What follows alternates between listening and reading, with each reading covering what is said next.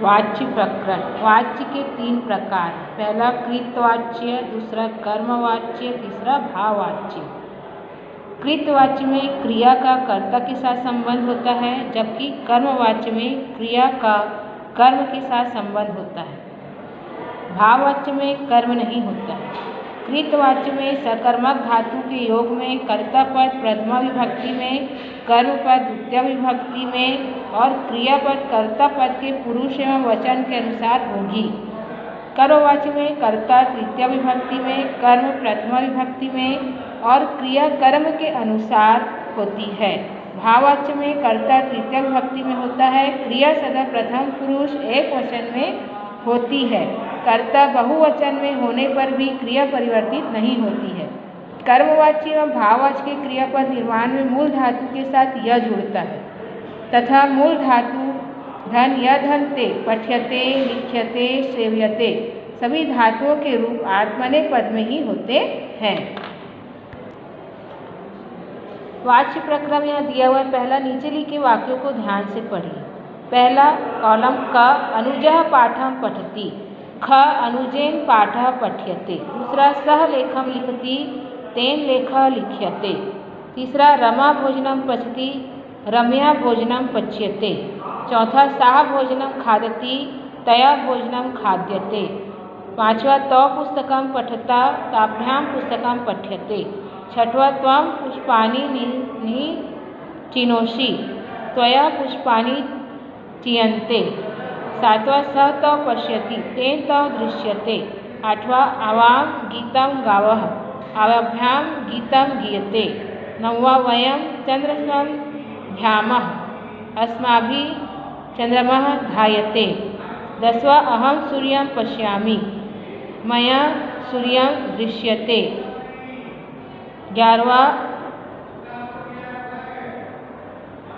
बालकः वृक्षान् गयन्ति, बालकेन वृक्षाः गयन्ते।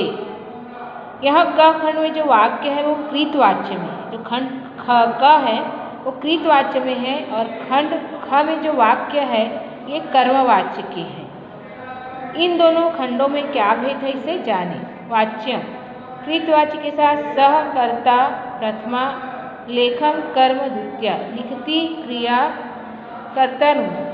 कर्मवाच्य में तेन कर्ता तृतीय, लेखा कर्म प्रथमा, लिख्यते क्रिया कर्ता नुमा।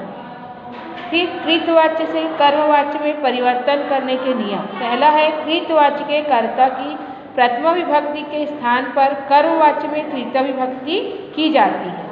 फिर दूसरा कृतवाच्य के कर्म की द्वितीय विभक्ति के स्थान पर कर्मवाच्य में प्रथमा विभक्ति की जाती है। तीसरा कर्मवाच्य में क्रिया का पुरुष वचन तथा लिंग विभक्ति कर्म के अनुसार पुरुष और वचन तथा लिंग विभक्ति के अनुसार हो जाता है। चौथा कृतवाच्य में कत्वतु तवत् प्रत्यय के स्थान पर कर्मवाच्य में कक्त त प्रत्यय हो जाता है। जैसे यह उदाहरण दिया है कृतवाच्य, उसको हमको कर्मवाच्य में परिवर्तित करना है। तो कृतवाच्य में दिया है सह पाठं पठति, तो यह हो जाएगा कर्मवाच्य में तेन पाठः पठ्यते। त्वं गीतं गीतवान्, त्वया गीतं गीतम्। सा मां पश्यति, तेन अहं दृश्ये। त्वं पुष्पाणि चिनोषि, त्वया पुष्पाणि चीयन्ते। तो कर्मवाच्य से कृतवाच्य में परिवर्तन के नियम। पहला है कर्मवाच्य में कर्ता की तृतीय विभक्ति कृतवाच्य में प्रथम विभक्ति में बदल जाती है। फिर दूसरा कर्मवाच्य में कर्मक कारक की प्रथमा विभक्ति कृतवाच्य में दूसरा विभक्ति में बदल जाती है। तीसरा क्रिया के पुरुष व वचन कर्म के अनुसार न होकर कर्ता के अनुसार होते हैं और क्रिया यहाँ पर आत्मनेपद पद से परस्मैपद पद में बदल दी जाती है। चौथा कर्मवाच्य में प्रयुक्त कत प्रत्यय की जगह कृतवाच्य में कत्वतु प्रत्यय प्रयोग होता है। जैसे यहाँ दिया है कर्मवाच्य तो कृतवाच्य में बदलना है, तो मया त्वं दृश्ये, तो कृतवाच्य में हो जाएगा अहं त्वां पश्यामि। तेन युवं दृष्टवे सह युष्मान् पश्यति, मया त्वम् आयुषे अहं त्वाम् आयुष्यामि।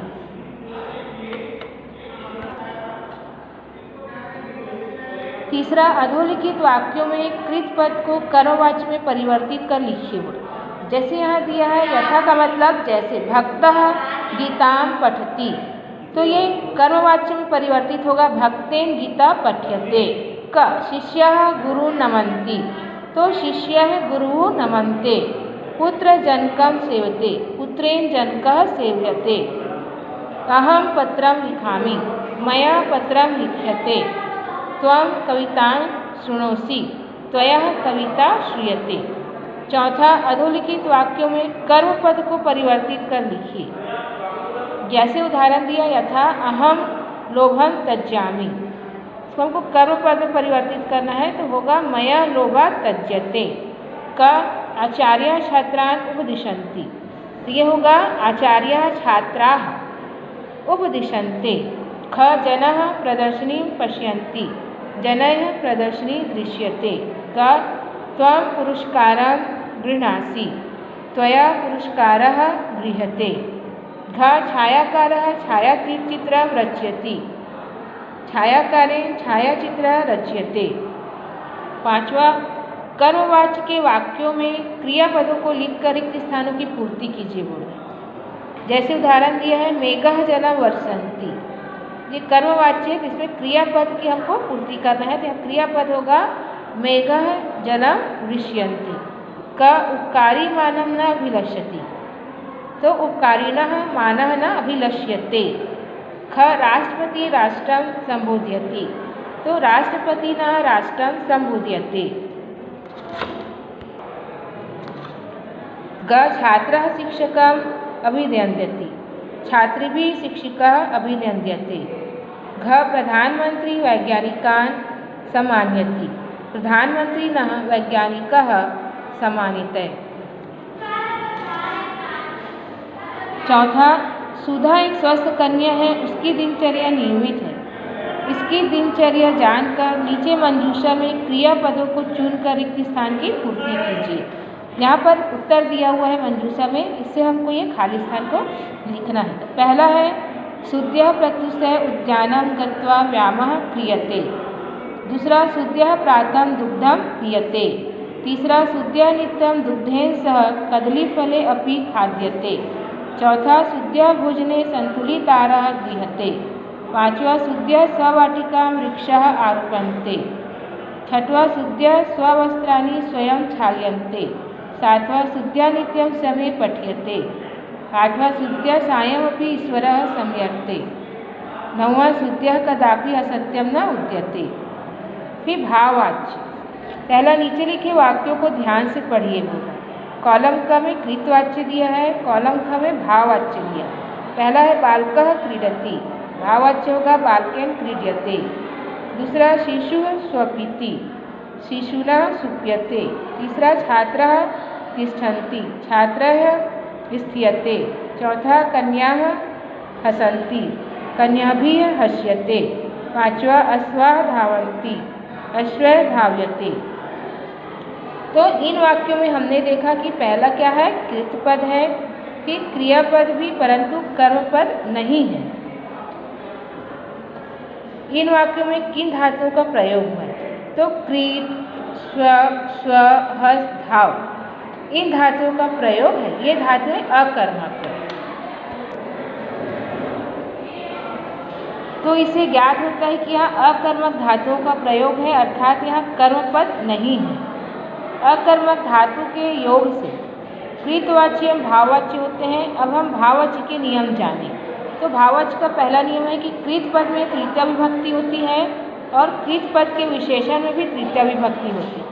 दूसरा, भाववाच्य में अकर्मक धातुओं का ही प्रयोग होता है। तीसरा, भाववाच्य में बहुवचन भी क्रियापद हमेशा प्रथम पुरुष एक वचन में ही प्रयुक्त होता है।